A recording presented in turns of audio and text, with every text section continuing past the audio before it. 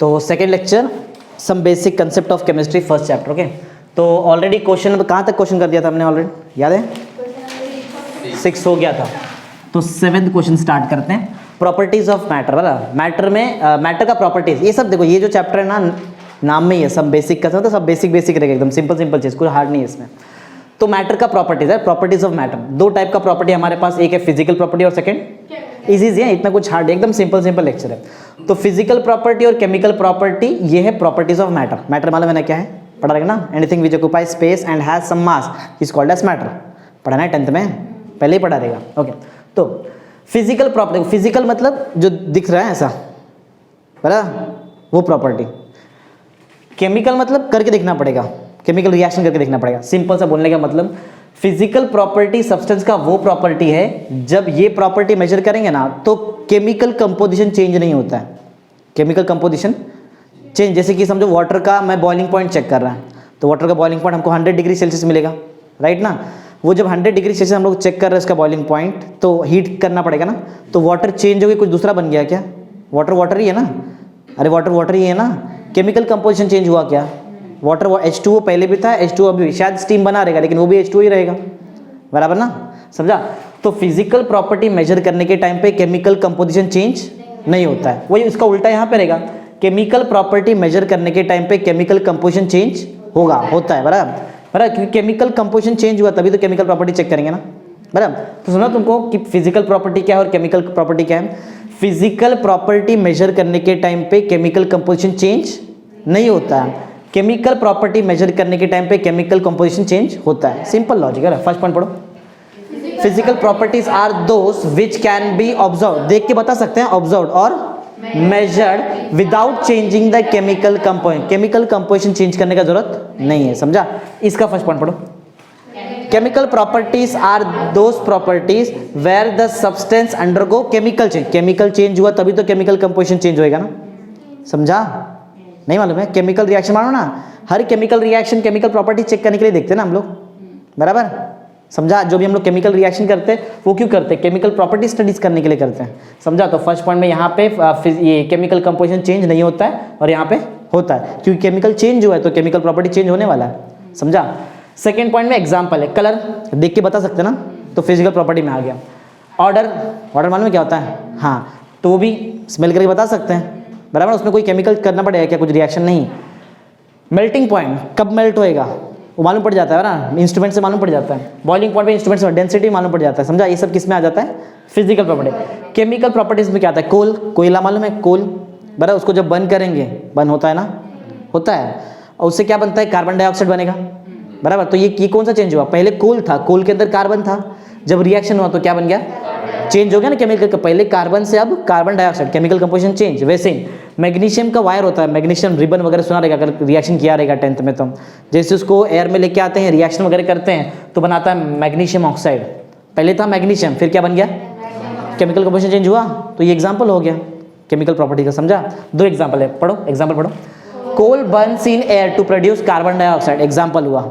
Second, एक और है, magnesium burns in air to produce magnesium oxide. Magnesium dioxide नहीं होता, समझा? सिंपल बोलो, समझा कैसा है? समझा? Physical property, chemical. एक सिंपल बताओ, फिजिकल प्रॉपर्टी में क्या चेंज नहीं होता है? केमिकल कंपोजिशन, बराबर। केमिकल प्रॉपर्टीज में क्या चेंज होता है? Chemical composition. क्यों होता है? क्योंकि वहां पे केमिकल चेंज हुआ है ना, इसके लिए केमिकल कंपोजिशन चेंज हुआ। कुछ एग्जांपल बताओ क्या क्या है? कलर, ऑर्डर, ये सब ना, melting point, boiling point, example density हो गया। यहाँ पे कोल से कार्बन डाइऑक्साइड और मैग्नीशियम से मैग्नीशियम ऑक्साइड, सिंपल और खत्म। समझा कैसा है? Easy. Question number 7 complete. Question number 8 पे आते हैं, समझा है ना? अरे बहुत इजी लेक्चर है, इतना हार्ड नहीं है। 8th क्वेश्चन पढ़ो, मेजरमेंट ऑफ प्रॉपर्टी। प्रॉपर्टी को मेजर करने भी तो आना चाहिए तुमको, सिर्फ पढ़ के थोड़ी मतलब है कि कलर मेजर वगैरह करने भी आना चाहिए तुमको, राइट? तो मेजरमेंट कैसे कर, देखो, मैटर के पास बहुत सारा प्रॉपर्टी जो क्वांटिटेटिव है, कैसा है? 2 रहता है, क्वांटिटेटिव और क्वालिटेटिव। क्वालिटेटिव पे ध्यान नहीं हमारा, क्योंकि मेजर किसको करेंगे? क्वांटिटी को मेजर करेंगे ना, हाँ। तो मैटर के पास बहुत सारा ऐसा प्रॉपर्टी जो है क्वांटिटेटिव। फर्स्ट पॉइंट पढ़ो, many properties of matter are quantitative in nature, मतलब मेजर किया जा सकता है बहुत सारी प्रॉपर्टीज को। बताओ, ऐसा कोई चीज़ है क्या जिसको मेजर नहीं किया जा सकता है? ऐसा दुनिया में कोई चीज़ है क्या जिसको मेजर नहीं कर सकते हम लोग? आंसर तो जरा देखते, तुमको मालूम है कि नहीं? ऐसा कोई प्रॉपर्टी है क्या जिसको हम लोग मेजर नहीं कर सकते? लेंथ, लेंथ को मेजर कर सकते हैं, कर सकते हैं। टाइम कर सकते हैं, मालूम है ना। टेम्परेचर कर सकते हैं, बराबर। तो ऐसा कोई प्रॉपर्टी है कि तुमको लगता है इस दुनिया में जिसको मेजर नहीं कर सकते? क्या? गैस का, गैस थोड़ी प्रॉपर्टी, गैस तो स्टेट है। गैस का प्रॉपर्टी गैस का वॉल्यूम रहेगा, गैस का डेंसिटी रहेगा, ये तो मेजर कर सकते हैं ना। क्या मेजर नहीं कर सकते? सब मेजर कर सकते हैं। क्या लगता है तुमको? सबका सब मेजर कर सकते हैं, जितना ही प्रॉपर्टी है सब मेजर कर सकते हैं। है बहुत सारे प्रॉपर्टी जिसको मेजर नहीं कर सकते हैं। हैप्पीनेस नहीं, ये भी प्रॉपर्टी है। कुछ चीज़ है ना जो मेजर नहीं कर सकते। सैडनेस मेजर कर सकते क्या? नहीं, समझा। हर एक चीज़ को मेजर किया जा सकता है ऐसा नहीं है, समझा। कुछ कुछ चीज़ जिसको मेजर नहीं कर सकते, समझा। ओके, वही तो हमको अलग बनाता है ना, समझा। तो मैटर के पास ऐसा प्रॉपर्टी है जो क्या है, क्वांटिटेटिव नेचर, मतलब उसको मेजर किया जा सकता है, बराबर। हाँ, अब कोई भी चीज़ को मेजर करना है ना तो उसको एक स्टैंडर्ड से मेजर करते हैं हम लोग। एग्जाम्पल समझो, तुम लोग शॉप में गए और को बोला कि 2 kg शुगर दो, 2 kg शुगर दो, बराबर, 2 किलो शक्कर दो। तो वजन काटा, एक साइड 2 किलो रखेगा और यहाँ पे शुगर रखेगा और दोनों मैच हो गया तो वो तुमको उठा के दे देगा ना, वैसा। ये तो मैनुअली हो गया, बराबर। एनालॉग बोलते हैं इसको, बराबर। Analogue measurement. एक डिजिटल रहता है, डायरेक्ट डिजिटल पे उस पर रखेगा, डायरेक्ट उधर डिजिटल लिख के आता है 2 kg वगैरह, तो भी ऐसा भी रहता है। तो कोई भी चीज़ मेजर करने के लिए एक स्टैंडर्ड से कंपेयर करना पड़ता है। वो इधर कुछ नहीं रखे और यहाँ पे 2 किलो रखे, उसको मालूम पड़ेगा क्या? नहीं मालूम पड़ेगा। एक स्टैंडर्ड रखना पड़ेगा ना कि इससे कंपेयर, कोई भी चीज़ को मेजर करने के लिए कंपैरिजन बहुत इंपॉर्टेंट है। 10 मीटर का मतलब क्या? 1 मीटर 10 बार ना, समझा। एक स्टैंडर्ड है ना, हर बार का 1 किलोग्राम, 1000 समझो, कुछ 1000 किलोग्राम समझो। 1000 किलोग्राम मतलब 1 किलोग्राम 1000 बार ना, है ना। हर एक चीज़, जब जो भी चीज़ को मेजर कर रहे हैं उसको एक स्टैंडर्ड यूनिट को कंपेयर करके ही मेजर करते हैं, स्टैंडर्ड से कंपेयर करके, समझा। सिर्फ मेजर करने में एक्चुअली में 2 चीज़ आता है, एक आता है नंबर और दूसरा उसका यूनिट। एग्जाम्पल 10 मीटर, तो 10 नंबर और मीटर यूनिट हो गया ना लेंथ का। 1 किलोग्राम 1 नंबर और किलोग्राम यूनिट हो गया, समझा। 2 चीज़ इंपॉर्टेंट है मेजर करने में, 2 चीज़ आता है, एक नंबर और दूसरा यूनिट। चलो पढ़ो, सेकंड पॉइंट पढ़ो। When we are measuring something, कुछ चीज़ हम लोग मेजर कर रहे हैं, राइट? पढ़ो। We are comparing with some standard, बराबर। हम लोग कुछ स्टैंडर्ड से कंपेयर करते हैं। स्टैंडर्ड का कुछ प्रॉपर्टी है, बराबर। स्टैंडर्ड रिप्रोड्यूसेबल है। कैसा है? रिप्रोड्यूसेबल, बराबर। उसको चेंज कर सकते हैं, कोई प्रॉब्लम नहीं है, बराबर। और मतलब रिप्रोड्यूसेबल मतलब ऐसा नहीं कि चेंज कर सकते हैं। रिप्रोड्यूसेबल मतलब रहेगा कि तुम लोग कुछ दूसरा यूज़ कर सकते हैं वहाँ पे उसके जगह पे, ऐसा। और दूसरा है एंड अनचेंजिंग, मतलब चेंज नहीं किया जाता। समझो जो 1000 किलोग्राम बोला तो 1 किलोग्राम टाइम्स 1000 ना, ऐसा कुछ प्रॉपर्टी याद रखो। सेकंड पॉइंट बहुत इजी है। कोई भी चीज़ को अगर तुमको मेजर करना है तो एक्चुअल में क्या होना चाहिए, उसको तुमको कंपेयर करना पड़ेगा एक स्टैंडर्ड यूनिट, स्टैंडर्ड के साथ। स्टैंडर्ड का 2 प्रॉपर्टी, रिप्रोड्यूसेबल और अनचेंजिंग। सिंपल, समझा। 2 पॉइंट क्या है? पहला पॉइंट समझा, मैटर के पास ऐसा बहुत सारा प्रॉपर्टी जो कैसा है, क्वांटिटेटिव इन नेचर है। क्वांटिटी मतलब मेजर करना पड़ेगा, मेजर करने के लिए तुमको स्टैंडर्ड से कंपेयर करना पड़ेगा, बराबर। स्टैंडर्ड का 2 प्रॉपर्टी बोलो, रिप्रोड्यूसेबल और सेकेंड अनचेंजिंग, बराबर। चलो नेक्स्ट एग्जाम्पल कुछ बताया। एग्जाम्पल बहुत सारा हमको ऑलरेडी प्रॉपर्टी मालूम है, देख लो, पढ़ो क्या है। Many properties of matter such as mass, measure कर सकते हैं ना, कर सकते हैं। लेंथ कर सकते हैं, एरिया कर सकते हैं, प्रेशर कर सकते हैं, वॉल्यूम भी कर सकते हैं ना, टाइम, बराबर। ये सब चीज are quantitative in nature. Quantity मतलब भी क्वांटिटी में रहता है, मेजर किया जा सकता है। एग्जाम्पल है ना, तुमको याद करने की थोड़ी जरूरत है, कोई भी 3-4 लिख दो जो तुमको मालूम है। लेंथ मालूम है, एरिया मालूम है, वॉल्यूम मालूम है, टाइम मालूम है, बराबर। बहुत चीज़ मालूम है ना जो मेजर कर सकते हैं, वो सब लिख सकते हैं वहाँ पे, बराबर। समझा पॉइंट क्या, बोलो, समझा है ना। तो 3 पॉइंट समझा। यहाँ पे क्या है, मैटर के पास ऐसा बहुत सारा प्रॉपर्टी जो कैसा है, क्वांटिटेटिव इन नेचर। अगर तुमको मेजर करना है तो क्या करना पड़ेगा, you have to compare it with the standard ना, स्टैंडर्ड से कंपेयर करना पड़ेगा। 2 प्रॉपर्टीज ऑफ स्टैंडर्ड, बोलो क्या क्या है, रिप्रोड्यूसेबल एंड अनचेंजिंग, समझा। फिर देखा सम प्रॉपर्टीज, एग्जांपल क्या क्या है, लेंथ, मास, टाइम, टेम्परेचर, ये सब बहुत सारा बोल सकते हैं, ऐसा, समझा। फोर्थ पढ़ो। एनी क्वांटिटेटिव मेजरमेंट इज बता दिया, ये चीज तुमको पहले बताया। एक्सप्रेस करने के लिए 2 चीज तुमको लगता है, एक नंबर और सेकेंड यूनिट लगता है, बराबर। पढ़ो, फिर से पढ़ो। Any quantitative measurement is expressed in number. Number के बाद लिखते हैं यूनिट के, नंबर के पहले यूनिट लिखते हैं। 10 मीटर, 10 के बाद यूनिट लिखा ना, हाँ पढ़ो। फॉलोड बाय द यूनिट, पहले नंबर आएगा। Measurement is expressed in number followed by the unit in which it is measured. अब मैं लेंथ मेजर कर रहा हूं तो मैं ऐसा तो नहीं बोलूंगा ना 10 किलोग्राम। लेंथ के लिए 10 के साथ तुमको क्या लेना पड़ेगा, मीटर ही लेना पड़ेगा, समझा ना। तो इन विच इट इज मेजर्ड, जिसमें मेजर कर रहे हैं वही यूनिट लो, कोई अलग नहीं ले सकते, समझा। हाँ, एग्जाम्पल दिया, पढ़ो। एग्जाम्पल क्या है, length of classroom be represented as 10 metre. अगर हम बोलता है कि क्लासरूम का लेंथ 10 मीटर है, बराबर, तो 10 मेरे लिए नंबर हो गया और मीटर क्या है, यूनिट। यूनिट हो गया ना, किसका यूनिट है, लेंथ का यूनिट है ना, लेंथ मेजर कर रहे हैं ना। अरे इजी लॉजिक है, इतना हार्ड नहीं है। समझा क्या है measurement of properties, easy theoretical content है, इतना भी हार्ड नहीं है। चलो आते हैं पढ़ते हैं यूनिट क्या है, बराबर। यूनिट क्या है, ये एक आर्बिटरली डिसाइडेड और यूनिवर्सली एक्सेप्टेड। देखो पहले वैसे इधर बताऊंगा मैं तुमको डिफरेंट टाइप्स ऑफ यूनिट, अभी के लिए इतना याद रखो। यूनिट मतलब आर्बिटरली डिसाइडेड और पूरी दुनिया में एक्सेप्टेड होना चाहिए, वो यूनिट ऐसा चीज़ है, बराबर। समझा, बोलो।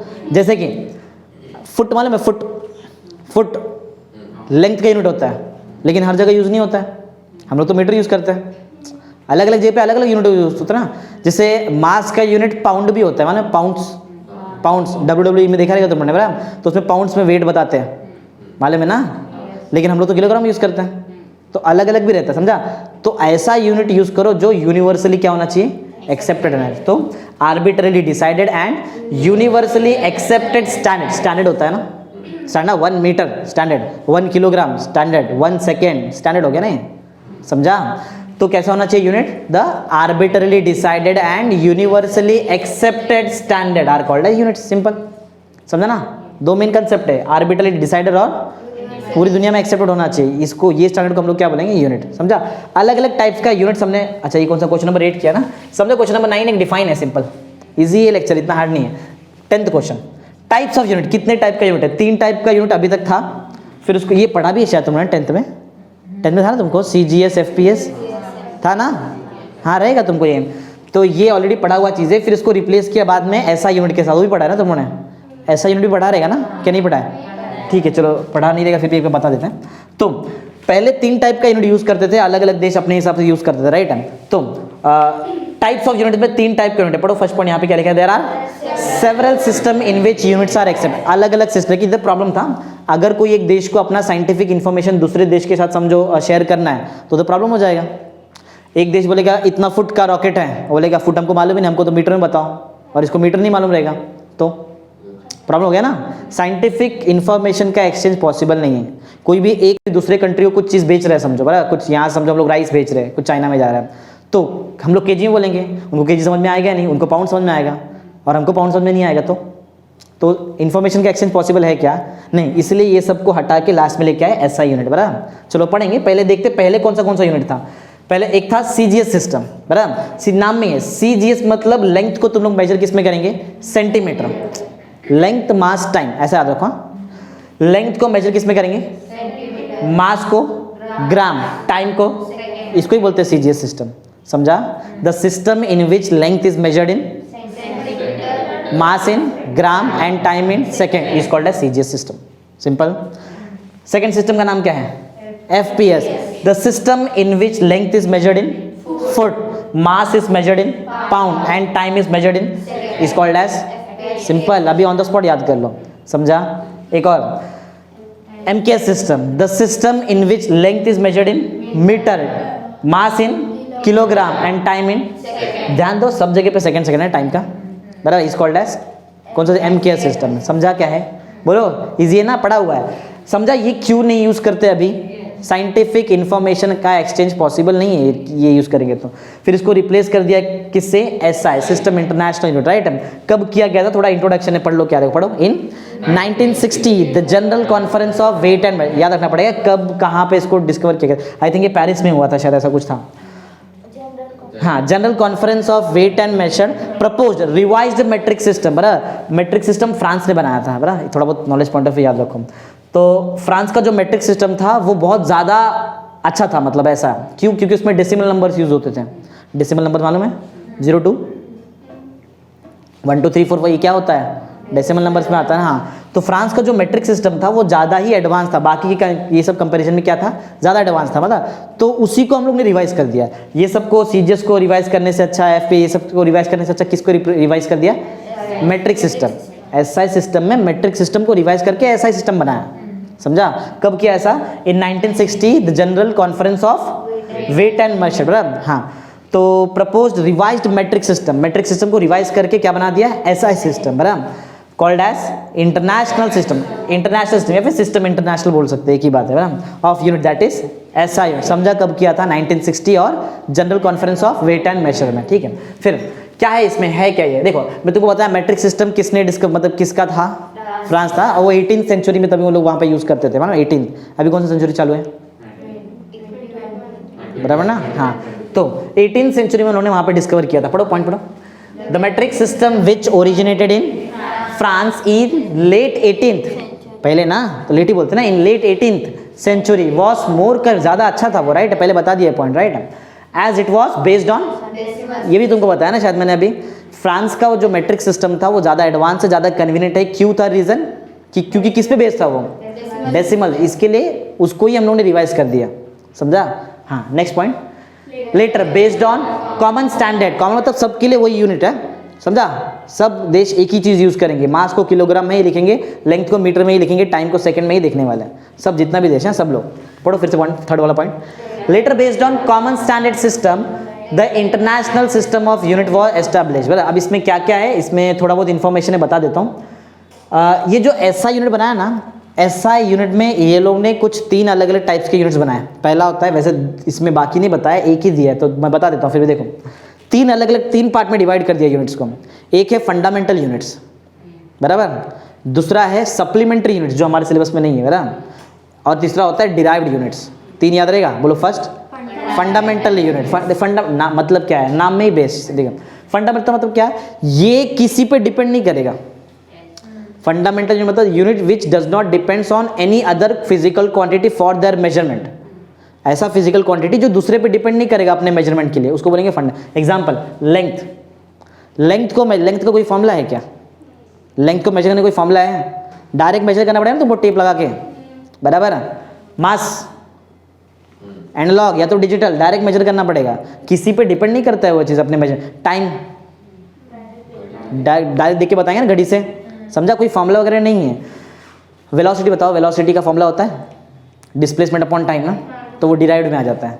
मतलब जो चीज़ का फॉर्मूला पॉसिबल है, मतलब जो दूसरे पे डिपेंड करता है अपने मेजरमेंट के लिए, वो डिराइव्ड, और जो डिपेंड नहीं करता है वो फंडामेंटल। एक और होता है सप्लीमेंट्री, वो सप्लीमेंट्री तो हमारे सिलेबस में है ही नहीं। ठीक है, देखो तो जब SI सिस्टम बनाया तो 7 फंडामेंटल यूनिट्स यूज़ किया। कितना? 7। क्या क्या है जरा ध्यान से सुनो। लेंथ, मास, टाइम, टेम्परेचर, याद रहेगा स्टार्टिंग का 4, बोलो क्या क्या? लेंथ, मास, टाइम, टेम्परेचर। फिर से लेंथ, मास, टाइम, टेम्परेचर, ये 4 स्टार्टिंग का याद है। आगे का 3 भी याद करो। Electric current, amount of substance, luminous intensity. Electric current, amount of substance, luminous. 4 बताया ना पहले, क्या 3 बताया था? 4 3 7, बराबर ना? बोलो क्या था?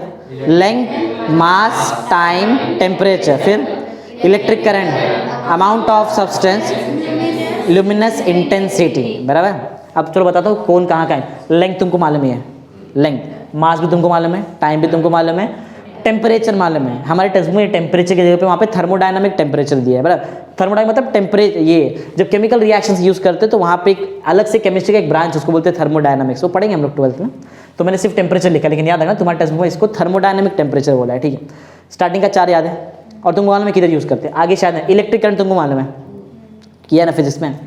अमाउंट ऑफ सब्सटेंस, मोल, मोल मालूम है, मोल यूज़ किया ना हम लोग ने। हाँ, लुमिनस इंटेंसिटी कहाँ यूज़ करते हैं?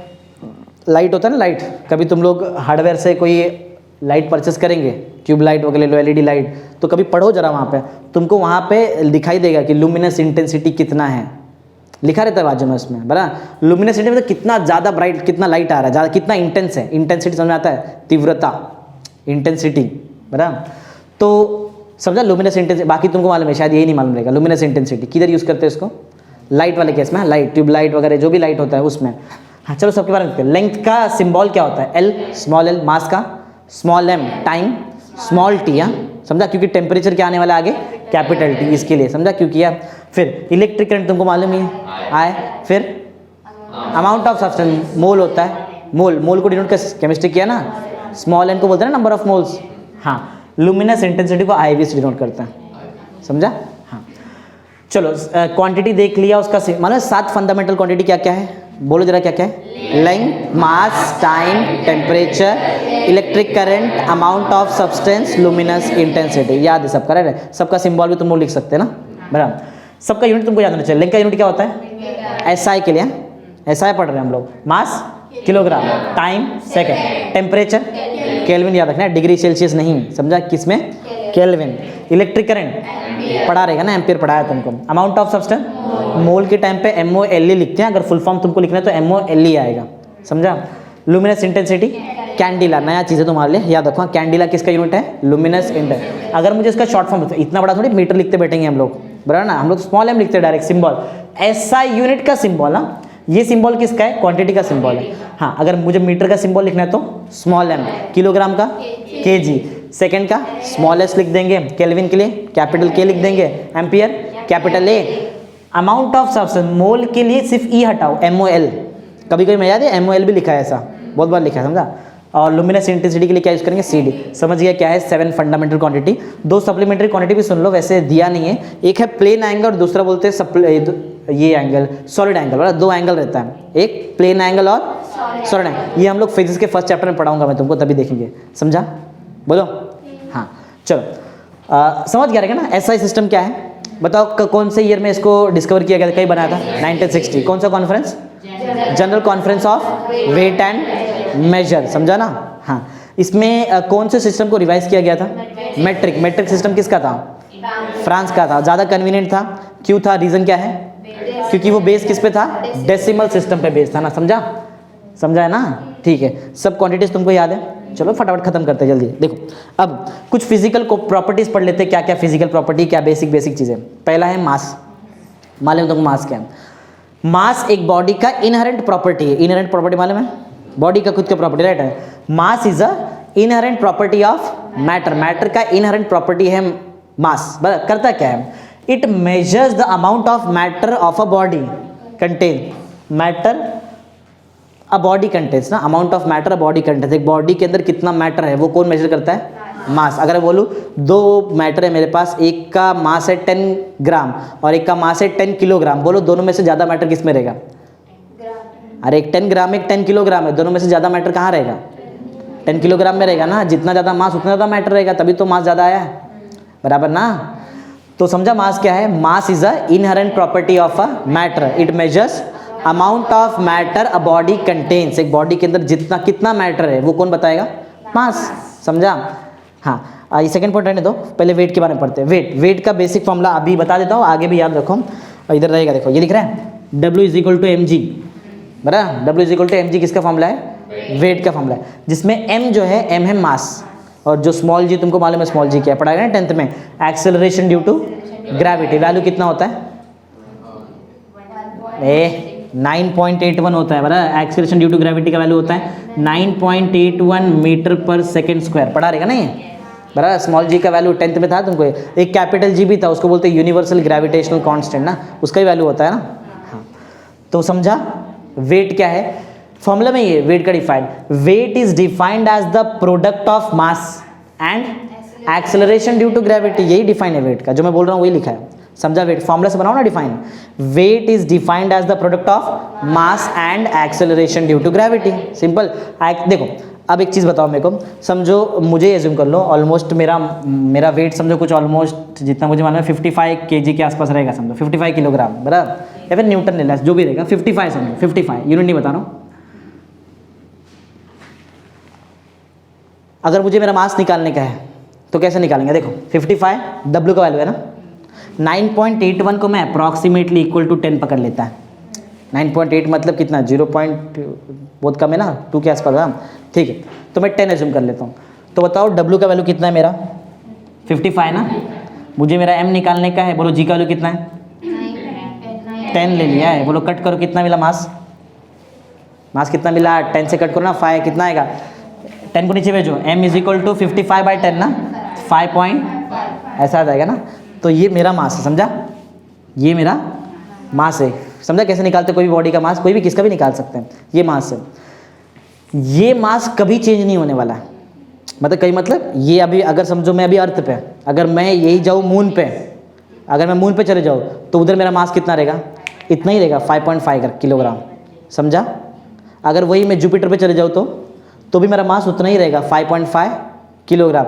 लेकिन अगर मैं पूछूँ मेरा वेट कितना है, बराबर? तो मास पे जाएगा ना तो मेरा वेट कम हो जाएगा। क्यों मालूम है? क्योंकि मास वेट की बात कर रहा है, मैं वेट की बात कर रहा है। वेट जो है वो वेट डिपेंड करता है एक्सेलरेशन ड्यू टू ग्रेविटी पे। अर्थ का एक्सेलरेशन ड्यू टू ग्रेविटी 9.81 है, मून का कम है, मून का कम है, तो कम जी का वैल्यू तो कम वेट। समझा? बोलो। हाँ, अगर वही समझो मैं जुपिटर पे चले जाऊँ, ज़्यादा मास बढ़ा ना, ज़्यादा मास ज़्यादा एक्सेलरेशन ड्यू टू ग्रेविटी, उधर मेरा वेट बढ़ जाएगा। समझा? तो बताओ पोजीशन के हिसाब से क्या मास चेंज होता है? नहीं। पोजीशन के हिसाब से कौन चेंज होता है? वेट। समझा? ये लॉजिक बहुत लोगों को मालूम नहीं रहता है। समझा है? क्यों चेंज हो रहा है मालूम है? क्योंकि वेट डिपेंड किस पे करता है, और हर प्लैनेट का एक्सेलरेशन ड्यू टू ग्रेविटी अलग अलग रहता है, बराबर ना? समझा? अब पढ़ो सेकंड पॉइंट, पढ़ो second point. Mass of a body does not varies as its position change. जैसे उसका पोजीशन चेंज हुआ तो उसका मास वैरी नहीं होने वाला है, लेकिन वेट तो वैरी होएगा। पढ़ो वेट के बारे में। Weight of body varies with change in position change करो वेट चेंज हो जाएगा। समझा है? मालूम है अर्थ पे भी वेट चेंज होता है, मालूम है? बहुत नेग्लिजिबल चेंज होता है। अर्थ पे इक्वेटर और पोल्स पे जाएंगे ना, तुम्हारा वेट अलग अलग तुमको दिख मिलेगा, बराबर? क्योंकि दोनों जगह पे एक्सेलरेशन ड्यू टू ग्रेविटी का वैल्यू चेंज हो जाता है वहाँ पे, बराबर? पोल्स, अर्थ का पोल्स और अर्थ का इक्वेटर पे अगर तुम लोग जाएंगे ना तो वेट अलग अलग मिलेगा तुमको, मालूम है? हाँ, क्योंकि वहाँ पे जी का, क्योंकि ऐसा नहीं कि ये 9.81 वैल्यू जो है ना, ये वैल्यू अर्थ के हर एक पॉइंट पे इतना नहीं है, सब जगह पे अलग अलग वैल्यू है। ये तो हमने पकड़ लिया 9.81। समझा? अर्थ ये पढ़ाऊंगा जब तुमको ग्रेविटेशन, फिजिक्स में है ग्रेविटेशन, जब उधर पढ़ाऊंगा तभी याद रखना। अर्थ पे अभी क्लियर कर लो, अर्थ पे हर जगह पे 9.81 नहीं रहता है एक्सेलरेशन ड्यू टू ग्रेविटी, हर पॉइंट पे अलग अलग रहता है। इक्वेटर पे अलग रहेगा, पोल्स पे अलग रहेगा। समझा? ऐसा चलो उधर देखेंगे तभी तुमको ये पॉइंट समझने का है। मास जो है ये चेंज नहीं होता है पोजीशन के हिसाब से, लेकिन वेट चेंज होता है। नेक्स्ट क्वेश्चन, लेंथ के बारे में सब कुछ हमको मालूम है, बराबर? लेंथ के बारे में सब कुछ मालूम है। हाँ, केमिस्ट्री में लेंथ का मतलब है, फिजिक्स में तो लेंथ चलो ठीक है, बड़ा बड़ा मेजरमेंट करेंगे यहाँ पे। केमिस्ट्री में क्या मेजरमेंट करेंगे? एटॉमिक रेडियस, मालूम है ना? पढ़ा है ना 10th में, एटम का रेडियस, बराबर? वेवलेंथ मेजर करेंगे, इलेक्ट्रोमैग्नेटिक रेडिएशन का वेवलेंथ, वेव का लेंथ, वेवलेंथ ना। हाँ, तो ये सब बहुत छोटा छोटा पैरामीटर रहेगा ना, मीटर वीटर में थोड़ी आएगा। समझा? तो मेरा पॉइंट समझो, केमिस्ट्री में हम लोग ऐसा 10 मीटर 20 मीटर इतना बड़ा एटम रहता है क्या? एटॉमिक रेडियस बहुत छोटा रहेगा, बराबर? एटॉमिक रेडियस बहुत छोटा रहता है। और बॉन्ड लेंथ, बॉन्ड कार्बन का जो बॉन्ड रहेगा, बॉन्ड का लेंथ निकालेंगे तो कितना बहुत छोटा वैल्यू मिलेगा ना हमको, लेकिन फिर भी वो लेंथ है। वेवलेंथ निकालेंगे इलेक्ट्रोमैग्नेटिक रेडिएशन का। तो ये सब मतलब बोलने का मतलब ये है कि केमिस्ट्री में हम लोग लेंथ से डील करेंगे, लेकिन बहुत छोटा छोटा पैरामीटर से डील करेंगे। समझा? लेंथ का ऐसा यूनिट क्या है? मीटर। ये क्या ऐसा यूनिट पढ़ा है ना तुमको? मीटर, बराबर? हाँ, तो अब पढ़ो जरा, फर्स्ट पॉइंट खाली पढ़ो। In chemistry we use length while expressing the property such as atomic radius, bond length और वेव लेंथ। समझे? ये सब मेजर करने के लिए हम लोग लेंथ यूज करेंगे, लेकिन बहुत छोटा छोटा वैल्यू रहता है इसका, बराबर? चलो कुछ एग्जांपल बता देता हूँ। 1 नैनोमीटर, एनएम मतलब क्या है? 1 नैनोमीटर कितना होता है? 10⁻⁹ मीटर। उसके बाजू में जो लिखा है वो है 1 पिकोमीटर, बराबर? पीएम मतलब पिकोमीटर। 1 पिकोमीटर कितना होता है? 10⁻12 मीटर। 1 इसको देखो, इसको बोलते हैं म्यू, बराबर? इसको बोलते हैं म्यू, बोलते हैं 1 माइक्रोमीटर, इसको बोलते हैं 1 माइक्रोमीटर। 1 माइक्रोमीटर कितना होता है? 10⁻⁶, बराबर? चलो और वैसे बता दूँ, लेकिन वो यूज़ नहीं होने वाला है यहाँ पे, केमिस्ट्री में नहीं यूज होता है। 1 मेगामीटर भी होता है, बराबर? वो होता है 10⁻6 मीटर। गीगामीटर वगैरह भी रहता है, ऐसा बहुत अलग अलग चीज़ है, बराबर? वो तुम्हारे लॉक टेबल के पीछे लिखा हुआ है सब कुछ, बराबर? ये यूज़ नहीं होना, क्योंकि मेगा इतना बड़ा लेंथ नहीं मिलने वाला हमको केमिस्ट्री में। समझा? जस्ट एग्जाम्पल बता दिया। समझा? 3 एग्जाम्पल याद रखो। नैनो मतलब कितना? 10⁻⁹। पिको मतलब कितना? 10⁻12। माइक्रो मतलब कितना? मिली मतलब मालूम है? 10⁻3। मिली यूज़ किया ना न्यूमेरिकल में बहुत बार, मिली, मिलीलीटर ना, 10⁻3। समझा? तो समझा केमिस्ट्री में लेंथ का मतलब क्या है? इजी पढ़ रहे हैं, सिंपल है, इतना भी तो ये हार्ड लग रहा है तुमको? ये थियरी है एकदम इजी, अभी तो चालू ही नहीं किया, कल के लेक्चर में चालू करूँगा सब लॉज वगैरह, तो वहाँ पे दिमाग लगाना। अभी तो ठीक ही एकदम सिंपल है। वॉल्यूम पढ़ते हैं। वॉल्यूम मतलब मालूम है? कोई भी 3 डायमेंशनल ऑब्जेक्ट ये यूनिवर्स में कितना स्पेस लेता है उसको बोलते हैं उसका वॉल्यूम। कोई भी 3 डायमेंशनल ऑब्जेक्ट यूनिवर्स में कोई भी जगह पे कितना स्पेस ऑक्यूपाई कर रहा है वो उसका क्या है? वॉल्यूम। ये सिलेंडर कितना स्पेस ऑक्यूपाई करता रहेगा ना, तो सिलेंडर का वॉल्यूम इसका वॉल्यूम। समझा ना? पढ़ो पॉइंट पढ़ो। It is a space occupied by 3 dimensional object. समझा? ऐसा यूनिट क्या होता है? Metre cube. वॉल्यूम क्यूब में होता है ना, एरिया स्क्वायर में होता है, याद है? पढ़ा है ना न्यूमेरिकल में। 1 DM³ मतलब 1 लीटर, केमिस्ट्री में भी न्यूमेरिकल में भी किया है। 1 DM³ का मतलब क्या होता है? अगर मुझे उसको सेंटीमीटर क्यूब में कन्वर्ट करना है तो 10⁻³ सेंटीमीटर क्यूब होता है। अगर सेंटीमीटर क्यूब को DM³ करना है तो इसको इधर भेज दो, 10⁻³ DM³।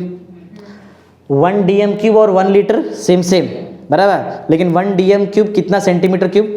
1000 सेंटीमीटर। 1000 मतलब ही 10⁻³ ना, बराबर ना। 1 लीटर कितना मिलीलीटर? 1000, समझा? अगर मुझे वॉल्यूम मेजर करना है, तुम्हारे टेक्स्ट बुक में ये सब जो 2-3 मैं नाम बताएगा वो देख लेना बराबर। अगर मुझे कोई भी लिक्विड का वॉल्यूम मेजर करना है तो कुछ हम लोग इंस्ट्रूमेंट यूज़ करते हैं, जैसे कि ग्रेजुएटेड सिलेंडर। ग्रेजुएटेड सिलेंडर अभी जगह तो यहाँ पे नहीं बताने का, चलो बता देता हूँ। देखो फिर देखो कैसे दिखता है, मतलब क्या करने के लिए मालूम है? मेजर करने के लिए वॉल्यूम। लिक्विड है, केमिस्ट्री के लैब में देखा रहेगा तुमने, ऐसा कुछ होता है बराबर,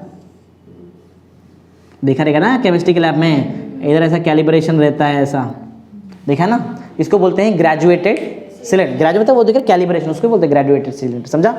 ये वॉल्यूम इसमें डालेंगे, जो भी रहेगा लिक्विड बताएगा ना कितना वॉल्यूम है, समझा? क्या बोलते हैं इसको? Graduated cylinder. चलो ब्यूरेट बता देता है, ब्यूरेट कैसा होता है? ब्यूरेट तुम्हारे टेक्स्ट में सब डायग्राम दिया है सब चीज़ का, ऐसा कुछ रहता है बराबर। यहाँ पे नॉब रहता है, ऐसा उसको घुमाएंगे तो नीचे गिरता है, ब्यूरेट बराबर।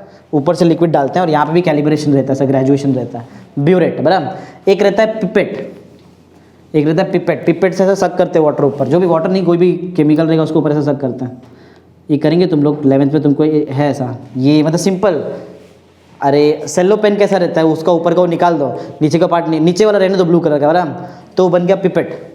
ऊपर से ये इसको जो है ना, इसको मतलब जो ऐसा जो भी रहेगा, जो भी केमिकल का जो भी फ्लास्क वगैरह रहेगा उसमें डिप करेंगे ऐसा बराबर। और इसमें भी ऐसा रहता है, यहाँ पे ऐसा, और यहाँ से ऊपर से सक करते हैं, उसको मुंह पे ऐसा रखते हैं, ऐसा सक करते हैं बराबर। और जैसे उधर ऐसा कुछ लाइन वगैरह रहता है कि इतना आ जाना चाहिए, जैसे उसको सक करेंगे थोड़ा ऊपर लेने का और यहाँ से ऊपर से हाथ लगाते हैं ऐसा, तो बंद हो जाता है, तो नीचे नहीं जाएगा वो। समझ, इमेजिन कर रहे क्या? सोचो ना, ऐसा दोनों साइड से ओपन है, एक बार पूरा सक किया, यहाँ तक तुमको लिक्विड लेके आने का, तो इधर थोड़ी छोड़ेंगे, तुम लोग थोड़ा एक्स्ट्रा लेंगे ना लिक्विड, क्योंकि इधर हाथ रखने में थोड़ा टाइम जाएगा ना। जब टाइम जाएगा तो थोड़ा नीचे गिर जाएगा ना, वो मालूम है ना, तो थोड़ा गिर जाएगा, फिर ऐसा रखेंगे, समझो ज़्यादा ही भर लेते हैं ऐसा, फिर थोड़ा थोड़ा गिराते हैं और यहाँ तक लेके आते हैं ऐसा बराबर, उसको बोलते हैं पिपेट बराबर। क्या क्या सिखाया? ग्रेजुएटेड सिलेंडर देखा, फिर ब्यूरेट देखा, फिर पिपेट। ये सब वॉल्यूम मेजर करने के लिए हम लोग ने ग्लासवेयर बनाया, समझो सिंपल। पढ़ो third point, different class kinds of glassware. Glassware समझा कांच का बना हुआ है, तो ग्लासवेयर पढ़ो। Made to measure volume of liquid, क्या क्या है? ग्रेजुएटेड बता दिया, फिर ब्यूरेट वो भी बता दिया। ब्यूरेट का मतलब ऐसा नॉब खोलते तो नीचे गिरता है ऐसा बराबर, फिर पिपेट बता दिया, समझा? क्या है? इजी है, आज का लेक्चर इतना हार्ड नहीं है। चलो पढ़ते हैं डेंसिटी क्या है। डेंसिटी के फॉर्मूले से मालूम पड़ेगा डेंसिटी क्या है। पढ़ो, डेंसिटी का फॉर्मूला क्या है? मास अपॉन वॉल्यूम, सिंपल ना। Density of any substance is defined as the ratio of mass to the volume, या फिर मास एंड वॉल्यूम, सिंपल वही लिखा, देखो पढ़ो। Density is defined as the ratio of mass and volume, simple. Mass का unit क्या होता है? ऐसा यूनिट मास का ऐसा किलोग्राम ना। वॉल्यूम का ऐसा यूनिट क्या होता है? वॉल्यूम देखो मीटर क्यूब, भाई बताया था मैंने, वॉल्यूम इधर रहेगा किधर, तो क्या वॉल्यूम मीटर क्यूब ना, ऐसा यूनिट ये नहीं होता है, ये तो अलग अलग यूनिट से उसका। तो ऊपर केजी और नीचे मीटर क्यूब, नीचे का मीटर क्यूब, ऊपर गया तो मीटर रेज टू, ये कितना केमिस्ट्री तुमको सिखा दिया है मैंने बराबर। समझा कैसे आया? डेंसिटी का यूनिट कैसे बनाया? किलोग्राम पर मीटर क्यूब, पर बोलते हैं ना उसको। हाँ समझा डेंसिटी क्या है, इजी। टेम्परेचर, टेम्परेचर क्या है? टेम्परेचर समझो हम लोग ऐसा बोल सकते हैं, ये कोई भी बॉडी का डिग्री ऑफ हॉटनेस और कोल्डनेस मेजर करने का एक सिंपल पैरामीटर, राइट। कोई भी बॉडी का हॉटनेस या फिर उसका कोल्डनेस मेजर करना है तो क्या यूज करेंगे?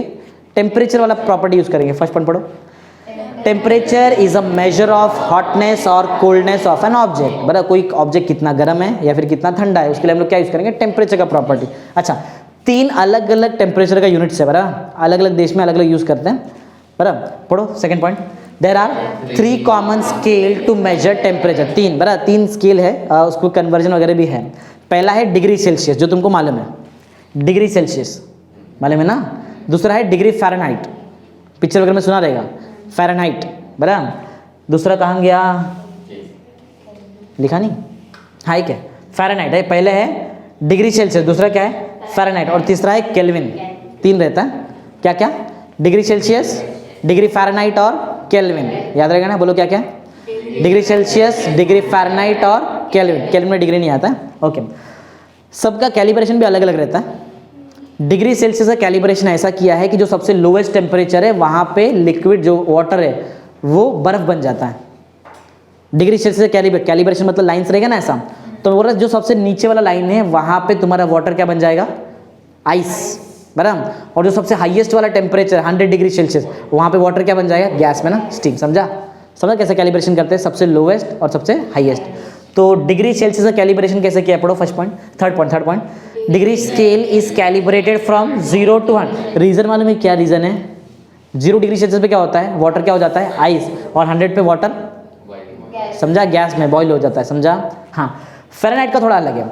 फ़ारेनहाइट को देखो कहाँ से कैलिब्रेट किया, देखो पढ़ो। 32 डिग्री फ़ारेनहाइट टू 212 डिग्री, उसमें भी रीज़न है मालूम मैम। 32 डिग्री फ़ारेनहाइट पे तुम्हारा वाटर जो है वो आइस में कन्वर्ट हो जाता है, बराबर, याद रखो। और 212 डिग्री फ़ारेनहाइट पे गैस, बॉइलिंग पॉइंट। अरे ये क्या, कौन सा पॉइंट है? फ्रीजिंग पॉइंट, बर्फ बन गया फ्रीजिंग पॉइंट, और दूसरा बॉइलिंग पॉइंट, डायरेक्ट स्टीम में कन्वर्ट, समझा। कन्वर्जन देख लो, 1 डिग्री फ़ारेनहाइट, अगर तुमको डिग्री फ़ारेनहाइट को सॉरी अगर तुम्हारे पास डिग्री सेल्सियस है और तुमको कन्वर्ट करना है किसमें? डिग्री फ़ारेनहाइट में, तो ये फॉर्मूले में वैल्यू डाल देने का डिग्री सेल्सियस का, 9/2 टाइम्स डिग्री सेल्सियस प्लस 30 करके दिखाता हूँ तुमको, समझो। वाटर का फ्रीजिंग पॉइंट कितना? 0 डिग्री। चलो डिग्री सेल्सियस पे वाटर का फ्रीजिंग पॉइंट डालो, कितना डालेंगे इधर? 0 × 9/2 कितना आएगा? 0 + 32 कितना आएगा? कितना आंसर मिला बताओ? मतलब डिग्री फ़ारेनहाइट में जो तुम्हारा वाटर का फ्रीजिंग पॉइंट था डिग्री सेल्सियस में, 0 डिग्री सेल्सियस, वही फ्रीजिंग पॉइंट तुमको फ़ारेनहाइट में कितना मिल रहा है? समझा क्यों 32 लिया है? अरे इसका 32 से स्टार्ट क्यों किया है? समझा, सबसे लोवेस्ट टेम्परेचर जो वाटर की ना, ऐसा नहीं कि लोवेस्ट टेम्परेचर इतना, उससे भी लोअर टेम्परेचर पॉसिबल है, बराबर। तो अगर मैं 0 डिग्री सेल्सियस यहाँ पे डालूँ, जो वाटर को ही स्टैंडर्ड लेके चल रहा है, समझा। तो अगर मैं 0 डिग्री सेल्सियस डालूँ तो तुमको आंसर कितना मिलता है? कितना फ़ारेनहाइट? मतलब वाटर का अगर तुमको कोई पूछे फ्रीजिंग पॉइंट कितना है डिग्री सेल्सियस में, कितना है? 0। डिग्री फ़ारेनहाइट में कितना है? समझा क्या? चलो एक क्वेश्चन का और आंसर दो। वाटर का बॉइलिंग पॉइंट डिग्री सेल्सियस में कितना है? 100। डालो इधर, 100 डालो, 100 डाल दिया। 100 के नीचे 2 कितना हो गया? अरे 100 / 2 50, इतना आना चाहिए। 5 9 से कितना? 450, बराबर ना, प्लस है ना, प्लस 32, राइट। यहाँ पे ऐसा आएगा, ये 212 के आगे भी दिया रहेगा, कितना हमको वहाँ पे 100 / 2 कितना किया हम लोगों ने? 50, 450 आ गया ना यहाँ पे, और प्लस कितना आया? 32, तो मतलब उसके आगे चलेगा, समझो, ठीक है, उसके आगे चलेगा। 4 कितना? 482 ना, 482 चलेगा। तो अगर 100 डिग्री सेल्सियस तुम लोग यहाँ पे डालेंगे तो वो डिग्री फ़ारेनहाइट में कितना बनता है? 482 ना, बराबर है। चलो केल्विन का देखते हैं। केल्विन ना, केल्विन समझा, डिग्री फ़ारेनहाइट डिग्री सब सेल्सियस क्या क्या है। फ्रीजिंग पॉइंट याद रखो, वाटर का फ्रीजिंग पॉइंट डिग्री सेल्सियस में कितना?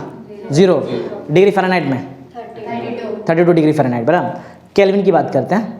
केल्विन ही हमारा ऐसा यूनिट है, जब भी मैं सम सॉल्व करेगा टेम्परेचर को केल्विन में ही रखने वाला है, समझा। चलो, तो एक केल्विन कितना डिग्री सेल्सियस वो निकालना है, बहुत ईजी है। अगर तुम्हारे पास डिग्री सेल्सियस है, अगर तुमको उसको कन्वर्ट करना है केल्विन में, तो एक काम करो, बस उसको प्लस कर दो एक नंबर से, वो नंबर है 273.15, सिंपल।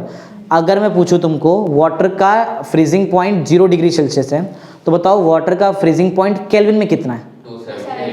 0 + 273.15 कितना आएगा? 273.15, समझा। अभी क्वेश्चन का आंसर दो। वाटर का फ्रीजिंग पॉइंट डिग्री सेल्सियस में कितना? वाटर का फ्रीजिंग पॉइंट डिग्री सेल्सियस में कितना? 0। डिग्री फ़ारेनहाइट में कितना? 32। केल्विन में कितना? 273.15, समझा। ऐसा याद रखने का, समझ गया ना, फॉर्मूला याद रहेगा ना। समझा कैसा है? इजी था लेक्चर, कितना हार्ड वगैरह नहीं है, बड़ा सिंपल है। कल चालू होएगा एक्चुअल लेक्चर, समझा है आज का। चलो एक बार रिकैप मार देखते, तुमको याद है कि नहीं, बताओ। फिजिकल प्रॉपर्टी में क्या चेंज नहीं होता है? केमिकल कंपोजिशन, बराबर। केमिकल प्रॉपर्टी में क्या चेंज होता है? क्यों होता है? केमिकल चेंज होता है, इसके लिए केमिकल कंपोजिशन चेंज हो गया, समझा। कुछ एग्जांपल तुमको याद रहेगा, लेंथ, मास, टाइम, टेम्परेचर जो भी है वहाँ पे, ये ये अलग हो गया, होता है फंडामेंट। कलर ले लो, ऑर्डर ले लो, मेल्टिंग पॉइंट, बॉइलिंग पॉइंट, बराबर। यहाँ पे बहुत सारा है, कोल से कार्बन डाइऑक्साइड, मैग्नीशियम से याद है बराबर। फिर पढ़ा मेजरमेंट ऑफ प्रॉपर्टीज, बराबर। मैटर के पास बहुत सारा क्वांटिटेटिव नेचर का प्रॉपर्टी है, बराबर है। और अगर तुमको उसको मेजर करना है तो तुमको उसको कंपेयर करना पड़ेगा किससे? स्टैंडर्ड। स्टैंडर्ड का दो प्रॉपर्टी क्या क्या है? रिप्रोड्यूसिबल और अनचेंजिंग, बराबर। फिर हमने पढ़ा कि को मैटर का प्रॉपर्टीज, कुछ एग्जांपल में क्या क्या लिखा हमने वहाँ पे? Mass, length, area, pressure, volume, temperature, ये सब क्या है? क्वांटिटेटिव है, ठीक। फिर पढ़ा कि जो भी क्वांटिटेटिव मेजरमेंट रहता है उसमें दो मेन चीज आता है, बोलो फर्स्ट क्या है? सेकंड फॉलोड बाय यूनिट्स ना, ऐसा यूनिट रहेगा, कुछ भी हो सकता है, समझा। एग्जाम्पल में देखा, अगर मैं बोलूँ कि क्लासरूम का लेंथ 10 मीटर है तो 10 तुम्हारे लिए क्या हो गया? नंबर, और m क्या है? मीटर। यूनिट किसका है? जो तुम लोग मेजर कर, लेंथ मेजर कर, तो लेंथ का यूनिट है, इट्स मेजरमेंट, इट्स ना, इट्स यूनिट, समझा। यूनिट याद है? बोलो क्या दो मेन चीज था उसमें? Arbitrarily decided and universally accepted standard is called as, बराबर। तीन टाइप का यूनिट बताओ। फर्स्ट टाइप CGS में क्या क्या होता है बताओ? लेंथ किसमें? मास, ग्राम, टाइम, बराबर। FPS में लेंथ, फुट, मास, टाइम। MKS में लेंथ, मीटर, मास, किलोग्राम, टाइम, याद है। ऐसा यूनिट कब किया था? कौन सी ईयर में? 60। कौन सा conference? General conference of weight and measure, याद है ना, बराबर। ये कॉन्फ्रेंस में कौन से सिस्टम को रिवाइज किया था हम लोग ने? किसका था? फ्रांस का था, समझा ना। क्यों उसको रिवाइज किया? ज़्यादा कन्वीनियंट था। कन्वीनियंट क्यों था? क्योंकि किस पे बेस्ड था? डेसिमल सिस्टम पे बेस्ड था, इसके लिए, राइट है। फिर देखा ना हमने वहाँ पे क्या क्या हुआ, उसको कितने टाइप्स के फंडामेंटल यूनिट्स होते हैं, मतलब कितना फंडामेंटल यूनिट्स है, कितना सप्लीमेंट्री यूनिट्स है? 2, बराबर। डिराइव्ड यूनिट बहुत सारा, समझा। 7 फंडामेंटल यूनिट्स बताओ। Length, mass, time, temperature, electric current, amount of substance और लुमिनस इंटेंसिटी, याद है ना सब, बराबर। लेंथ का यूनिट ऐसा ही पूछ रहा है, मास किलोग्राम, बराबर। टाइम टेम्परेचर केल्विन, बराबर। अमाउंट ऑफ सब्सटेंस मोल ना, बराबर। इलेक्ट्रिक करंट, और लास्ट क्या हमारे पास? लुमिनस इंटेंसिटी, कैंडिला, CD, बराबर। मास तुमको याद है? इनहेरेंट प्रॉपर्टी ऑफ मैटर, क्या करता है? मेजर करता है, क्या मेजर करेगा? Amount of matter a body contains, ठीक है। मास कभी भी पोजीशन टू पोजीशन चेंज नहीं होता, लेकिन वेट होता है, क्योंकि वेट डिपेंड किस पे करता है? एक्सेलरेशन ड्यू टू ग्रेविटी, जो हर प्लैनेट का अलग अलग रहता है, इसके लिए चेंज होता है, राइट है। फिर पढ़ते हैं लेंथ। लेंथ हमको मालूम है क्या है? केमिस्ट्री में लोग बड़े बड़े लेंथ से डील नहीं करने वाले, छोटे मोटे लेंथ से। 3 बताया था, कौन सा लेंथ आता है वहाँ पे? Atomic radius, second bond length, और तीसरा वेव लेंथ, समझा। 1 नैनोमीटर कितना मीटर? 10⁻⁹ मीटर। 1 पिकोमीटर कितना मीटर? 10⁻12 मीटर। 1 माइक्रोमीटर कितना मीटर? 10⁻6 मीटर, समझा। 1 मिलीमीटर कितना मीटर? 10⁻3 मीटर, बराबर। हाँ, फिर पढ़ा वॉल्यूम। ये वॉल्यूम क्या है? ये स्पेस है जो एक 3 डायमेंशनल ऑब्जेक्ट यूनिवर्स में ऑक्यूपाई करता है, सिंपल। वॉल्यूम का ऐसा unit metre cube. 1 DM cube कितना लीटर? 1 लीटर। 1 लीटर कितना सेंटीमीटर क्यूब? 10⁻3, मतलब 1000, बराबर ना। हाँ, फिर पढ़ा हम लोगों ने डेंसिटी, बहुत इजी था। किसका रेशियो है? मास और वॉल्यूम। मास का यूनिट, वॉल्यूम का यूनिट, नीचे का मीटर के ऊपर गया, kg m/-3, kg पर मीटर क्यूब, ऐसा बोल सकते हैं, ठीक है। फिर पढ़ा टेम्परेचर। टेम्परेचर क्या करता है? ये क्या मेजर करता है? डिग्री ऑफ हॉटनेस और coldness of an object, right है। 3 अलग अलग टाइप का बताओ मुझे टेम्परेचर मेजर करने का यूनिट क्या क्या है? Degree Celsius, degree Fahrenheit, kelvin, बराबर है। फिर अगर तुमको डिग्री सेल्सियस दिया है और तुमको फ़ारेनहाइट में कन्वर्ट करना है, बताओ फ़ारेनहाइट के लिए फॉर्मूला क्या रहेगा? Degree Fahrenheit is equal to 9/2 degree Celsius plus 32, right है, बराबर। अगर तुमको केल्विन में निकालना है और तुमको डिग्री सेल्सियस दिया है तो बताओ फॉर्मूला क्या रहेगा? अच्छा, kelvin is equal two degree Celsius plus 273.15, बराबर। वाटर का फ्रीजिंग पॉइंट डिग्री सेल्सियस में कितना? डिग्री फ़ारेनहाइट में कितना? केल्विन में कितना? 273.15, समझा। इजी ना, तो पूरा का पूरा याद है, वैसे घर पे एक बार रिवाइज कर लेंगे तो हो जाएगा, समझा।